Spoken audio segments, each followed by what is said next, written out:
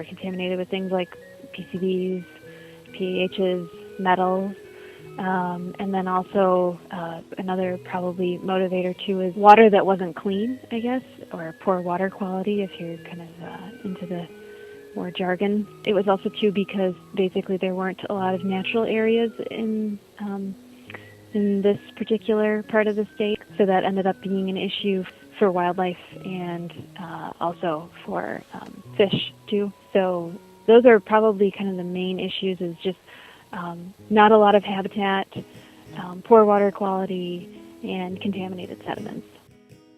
There's some industrial sites, and those are in different stages of being remediated. But then there's also just other kind of more diffuse sources from both urban non-point pollution and then also from agricultural. That was the main reason why we ended up being designated as an area of concern. Just historically, there was definitely a lot of concern. And I think some of that still persists, just in terms of how safe are the waterways to use and how safe is it to eat fish that people catch. And it used to be that people didn't really spend a whole lot of time on the waters.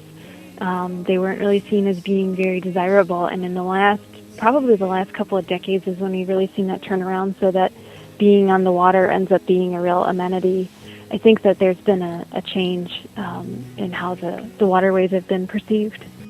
That's what we're working on right now, is trying to get plans in place for each of the different beneficial uses that's impaired.